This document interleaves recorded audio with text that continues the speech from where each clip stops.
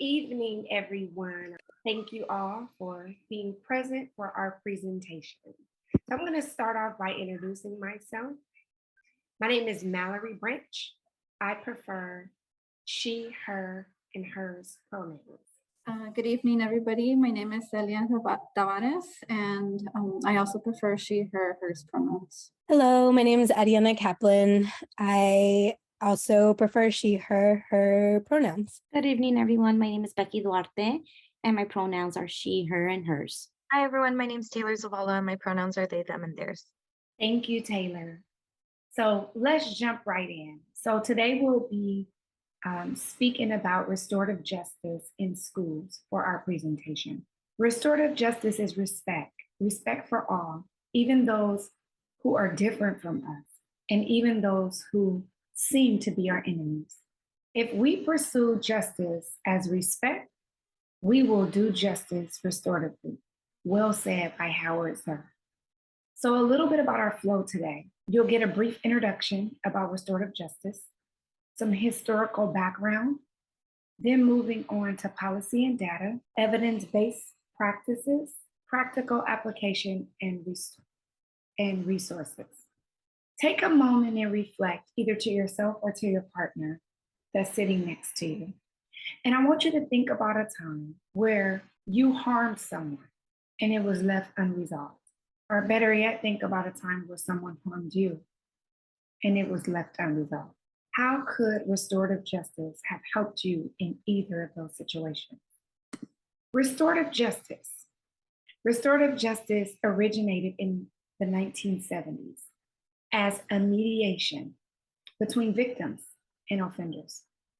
In 1974, Mark Yazza, a probation officer, arranged for two teenagers to directly meet with their victims following a vandalism spree, and they agreed to restitution. According to Howard Sir, who is recognized as a founding father of restorative justice, the concept is based on three pillars: harms, needs, and obligations to put things right again. Over the years, restorative justice, the definition of it has changed. In this slide, you'll see that a gentleman by the name of David Castro Harris in 2020 looks at restorative justice as this.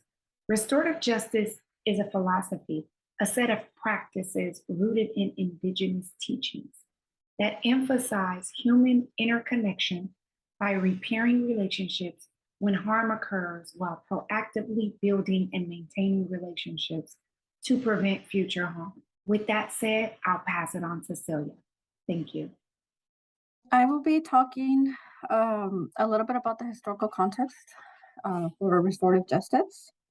One of the things that brought up the need for restorative justice practices was the disproportionality of discipline, which basically is just a set of policies that appear racially neutral on their face, which result in overrepresentation of racial or ethnic groups and category.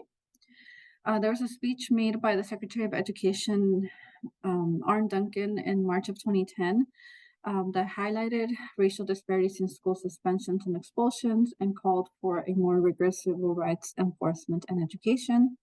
And it specifically highlighted disproportionality of discipline in regards to students with disabilities, Black students, and students who were male. Historical interventions that have been used in the past are RTI, response to interventions, PBIS, which is still prevalent in schools, and it's a positive behavior interventions and support. And then the Individuals Act, Individuals with Disabilities Education Act, and then zero tolerance policies, which was a response to drugs, weapons, and gangs equity through colorblindness, control, and compliance. These approaches have been frequently criticized for not specifically addressing the racial dynamics and obstacles or other influences that some students may be facing. School to prison pipeline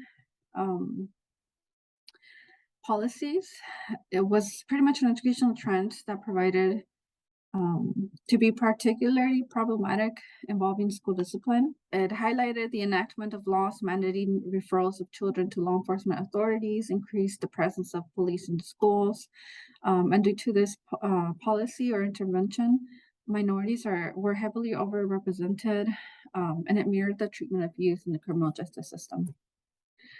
Restorative justice to date has been a theoretical framework and development, and it has been created and implemented as a way to address disproportionality and some of the other issues that we have discussed and will be discussing.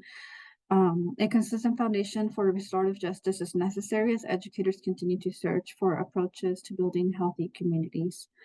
And with that, I'll pass it on to the next person. All right, so I'm going to be sharing this next section, policy and data, and we're going to see what new legislation is being made and learn about what the data shows us. So existing law requires that students receive other means of correction, such as participation in restorative justice programs prior to receiving a suspension.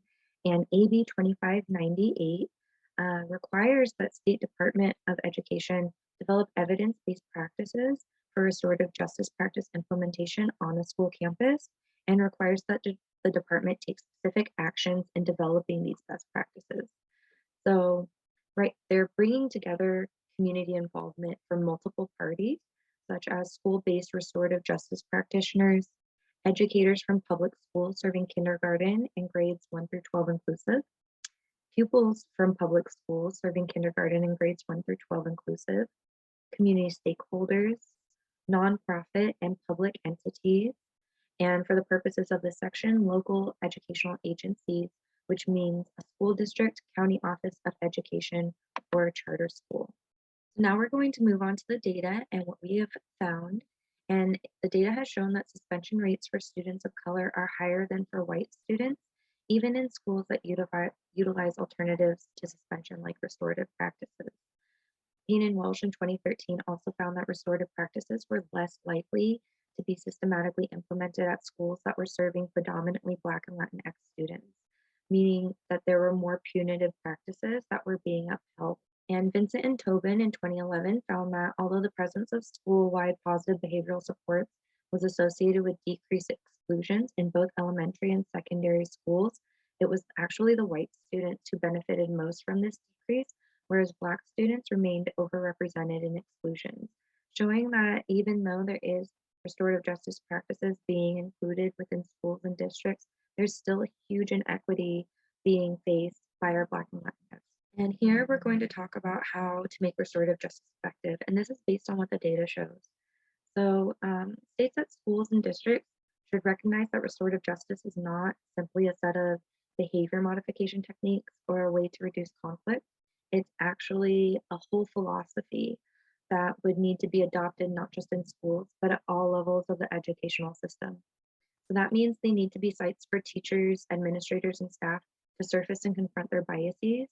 They need to be spaces for families and students to organically build relationships with their school personnel that resist the traditionally oppressive forces in which schools and institutions have cast them. And all of this work should not just be the labeled labor of Black or Latinx middle managers. It should be the labor of school leaders. A lot of data showed that schools were hiring Black and Latinx caseworkers to work with the students and families for representation purposes without any actual change or follow through from other staff and administrators, creating a lot of harm. And the field needs a model of culturally responsive restorative practices that allows for adult staff transformation, as well as the healing of interpersonal harms. Justice cannot be restored if it does not exist in the first place. So thank you for listening, and I will pass it on to the next person who's presenting. Okay, so in these next slides, I'm going to talk about restorative justice as an evidence-based practice and how we can apply this in the classrooms and in schools daily. So restorative justice in schools is an evidence-based practice in which 80% of restorative practices are preventative and 20% are for repairing harm. Restorative practices can be used with the multi-tier systems of support in schools, restorative practices occur on a continuum from informal to formal and are used both proactively to build healthy relationships and community, and are responsibly to respond to conflict and wrongdoing in schools. Although restorative justice can be used as a behavioral management tool, advocates who have studied the implementation of restorative justice in schools point out that if used only as a behavioral management tool, restorative justice not only runs the risk of being identified as another form of punishment, but also of having its greater impact and implications being ignored. So in the next slides, I'll show you how we can apply this daily. So it isn't just a behavior management tool, but we can use it daily in the classrooms and even integrate it with other evidence-based practices that are already being used. So in schools, restorative practices can be implemented in various ways, from the use of daily communication approaches to resolving conflicts in and out of the classroom. Restorative practices in the classrooms can also support and be integrated with other evidence-based practices, which I mentioned earlier, such as SEL and PBIS. So these are some of the daily approaches that can be used: effective statement, community building circles, setting classroom agreements and norms, and small impromptu conferencing or restorative chats. And then how can you use restorative justice with other evidence? So for example, SEL, which both are positive approaches to student behavior. These can be used when you're doing your daily circles, right, for check-ins. That is a restorative practice. And you might have talked about earlier the week a new social emotional skill such as empathy. So being able to really highlight that skill when you're doing the circle with students is how you can integrate that with the students so that they can continue to grow in those areas and those skills. And then restorative justice and PBIS, they both seek to improve school and classroom climate. So for example, when you are setting your classroom norms and agreements, you are allowing an opportunity to build a better functioning classroom and school community when you are doing that. And you're already using both of these practices. And now I will pass it on to Ariana. Hey, thanks so much, Becky. So I'm going to be talking a little bit about the practical applications of restorative justice in schools, and also review some resources that we hope will be helpful for you. As Becky mentioned, we sort of think about restorative justice often in schools in terms of this 3-tier model. So I want to focus a little bit more on some of the tier 2 aspects, which is really about maintaining and repairing relationships, because we know that even if we do tier 1 perfectly, we're also human beings and harm happens. So some of the ways that restorative justice supports with repairing and maintaining relationships can be through restorative conversations. What happened from your perspective, really approaching the other person from a place of curiosity, helping the other person to understand like what was the impact of what happened, and then what things need to happen in order for things to be made right again. And so this is one of the like foundational pieces of sort of repairing after harm is caused. That can look like just a simple conversation, pulling a student out into the hallway, or for more significant harms, it might look like a full harm circle that happens with your entire classroom, or a facilitated conversation that is a little more of an in-depth process that really is recommended to be held by somebody that's trained in the process, because there are sort of a variety of steps, including a good amount of preparation before bringing people together. And sometimes the reality is in schools, people may not be ready to do a restorative process, and it may be that other consequences need to be brought in. And in tier 3 of restorative justice, this is really about sort of individual supports and individual relationships. So this might be welcoming a new member into your community. And so thinking about how do we welcome them into a school community and provide them with support, rather than just sort of throwing them into the mix.